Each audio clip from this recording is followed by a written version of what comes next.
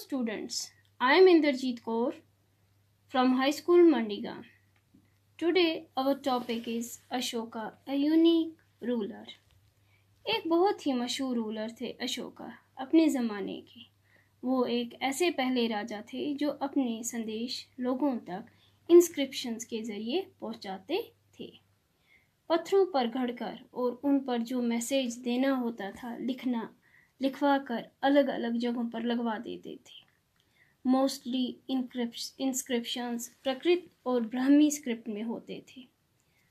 हमने पढ़ा था ना, महात्मा बुद्ध प्रकृत लैंग्वेज बोलते थे, तो ये वही लैंग्वेज है। तो अशोका भी इसी लैंग्वेज का इस्तेमाल करते थे। जैसे पंजाबी गुरमुखी में लिखी जाती है, देवनागरी में हिंदी लिखी जाती है, तो इसी तरह प्रकृत ब्राह्मी स्क्रिप्ट में लिखी जाती थी।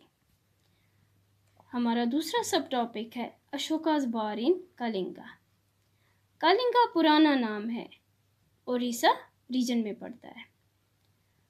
अशोका ने काफ़ी सारी लड़ाइयाँ जीत ली थी, कलिंगा को भी जीत लिया था, मगर इस लड़ाई में इतना खून खराबा और लोगों का मरना देखकर अशोका ने यह फैसला कर लिया कि वो अब कभी भी जंग नहीं करेंगे। उस वक़्त का एक ही ऐसा राजा है जिसने जंग जीतने के बाद ये फैसला कर लिया कि वह कभी भी जंग नहीं लड़ेंगे। और इतना खून खराबा और इतना वायलेंस और ब्लडशेड होते देखकर उनका मन बदल गया और इसके बाद अशोका बुद्धिज़्म में कन्वर्ट हो गए और ये फैसला कर लिया कि वो कभी भी वायलेंस की तरफ नहीं जाएंगे। हमारा नेक्स्ट सब टॉपिक है अशोका's इंस्क्रिप्शन डिस्क्राइबिंग द कलिंगा वार। अशोका के इस इंस्क्रिप्शन में कलिंगा वार के बारे में बताते हैं। 8 साल बादशाह राजा बनने के बाद अशोका ने कलिंगा को जीत लिया था। लगभग 1.5 लाख लोगों को बंदी बनाया गया था और 1 लाख से ज़्यादा लोग मर गए थे। इसकी वजह से अशोका बहुत दुखी हो गए। जब किसी भी इंडिपेंडेंट लैंड को जीत लिया जाता है तो लाखों लोग मरते और बहुत से बंदी गुलाम बनाए जाते हैं। इसमें कितने लोगों के घर बर्बाद हो जाते हैं, तो इसमें ब्राह्मण्स और मॉन्क्स भी मरते थे।